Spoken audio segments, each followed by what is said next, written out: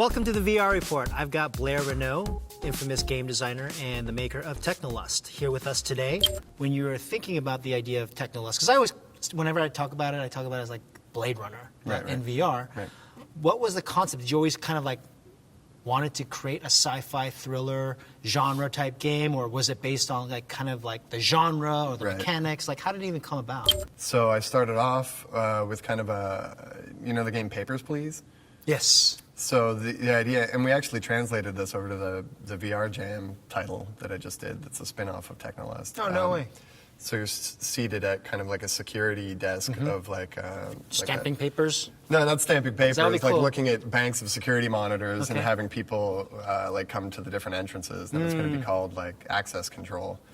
But I built out that first environment, and I'm looking around. I look out the window, and I'm like, oh my god, like I have to get up and walk around. Like Oculus be damned, right? And it's a good thing too, because I don't think the Kickstarter campaign would have been successful with just a seated, you know, one-room experience, right? I know what it takes to build what you're building, because first of all, the quality level is bar none. You've got to check it out. It's basically Blade Runner, but you can experience it in virtual reality, in real life. It's got a real high-polished look to it. It's a AAA look to it, and to do it by yourself, which I've always admired about you, I've always said, wow, Blair's really gonna really busy, really I don't sleep. Busy dude. The possibilities in this new medium are insane, and I think a lot of people don't, like, they see okay, I can make money here, but like their vision is artistically limited, you know, whereas I'm excited to make like crazy immersive beautiful places, you know, and the gameplay can emerge from virtual reality. You're making the reality and figure out what the game is after the fact, right? And I think a lot of people are just, let's make money. What market needs to be filled? We'll make generic content to slide into that. That's right. So I like the creative process. I like being my own boss, being able to, you know, I have a crazy idea and I can make it. I can make it real.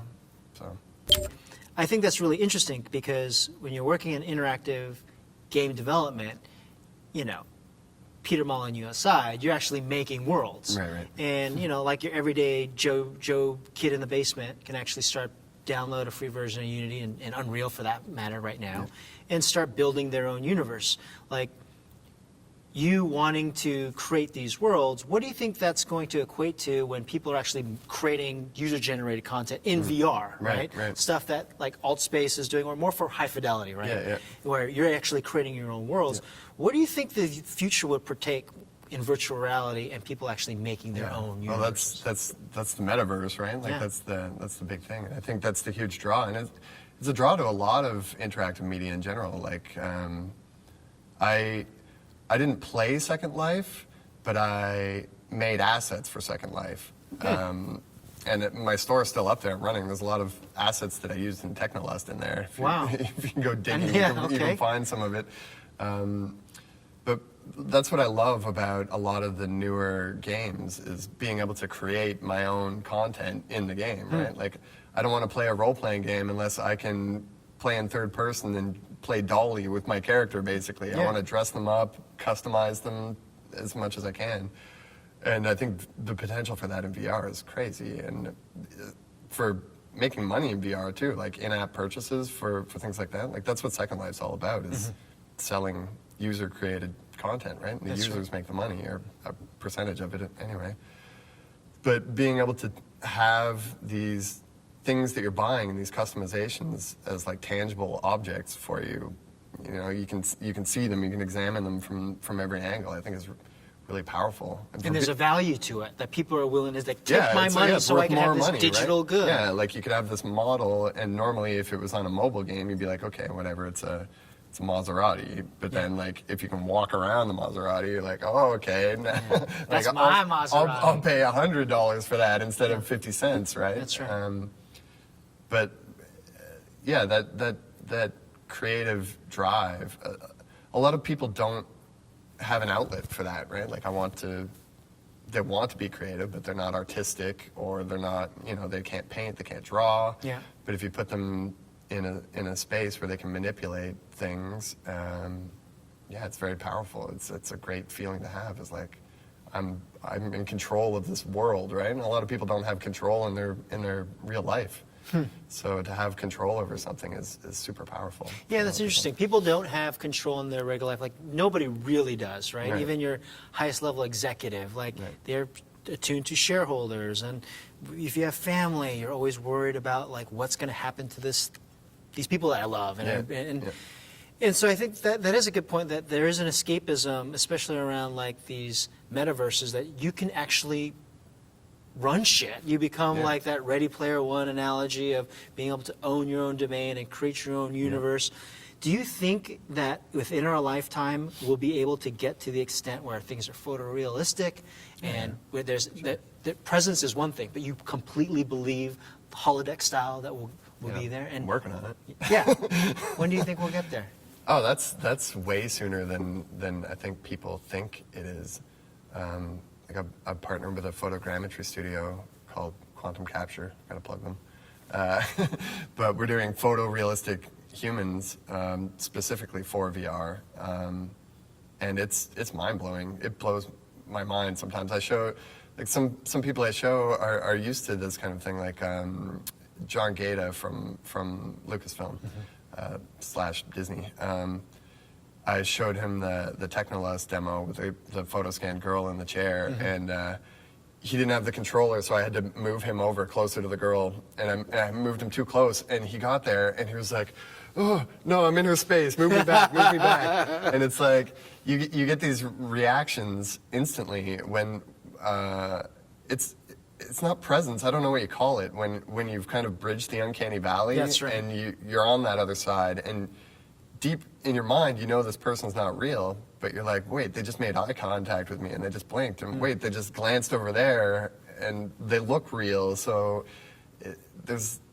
we're already there for some things, you know, and the performance capture for the faces will get better, and being able to have the horsepower to do the environment photoreal as well as have these people in there. But that's not far off at all. Yeah. We're actually working on that right now, and maybe, you know, mid next year sometime we have something that's completely believably photoreal that you can walk around in VR, no problem. That's cool.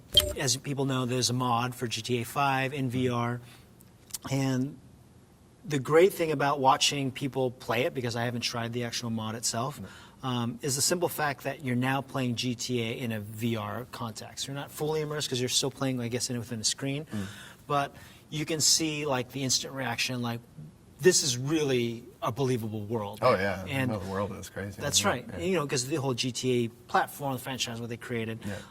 And I'm thinking, like, well, you would know this more than anyone would, considering that you used to be at Rockstar. I actually worked on the first Grand Theft Auto. And you worked on the and first second Grand one. Theft and the second Grand Theft Auto, and working in VR.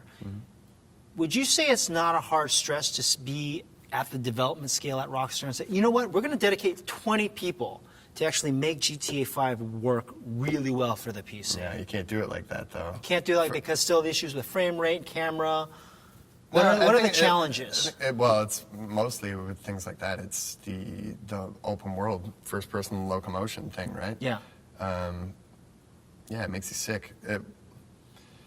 Well, You have isn't to- that frame rate? Can we solve that as No, frame rate. It's not the frame rate. It's how do I rotate and look behind me in VR?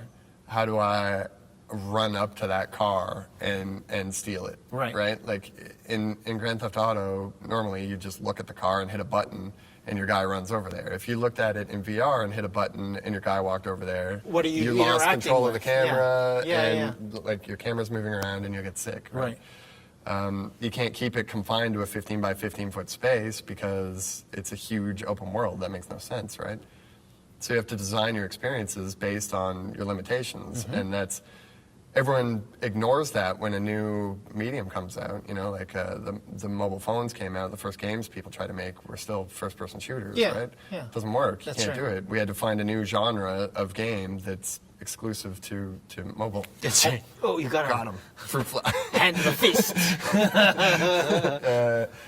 So yeah, and we still haven't really figured that out yet. Like, there's some really cool experiences to do in the room scale thing, but there's not.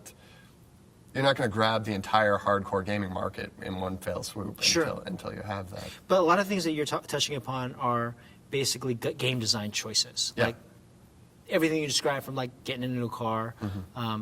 I think those can be fixed in VR. Like I think game designers, that's what they intrinsically do: solve problems. Right. But you're coming at it from the top down. Like, here's Grand Theft Auto. Make Grand Theft Auto work in VR. I think it makes more sense to say, here's VR. What is a good? Sure. What's a good? It's always Grand good to Theft Auto capitalize. thing for VR, right? That's right. And it's a whole other production, right? Yeah. And right now they don't have the incentive to do it because Sure. there's no market base. There's no market. Yeah. Blair, thank you so much for being part of the VR Report. It was great talking to you on a personal level. I got to learn a lot from you, so thank you. Thanks for having me. Awesome. Peace.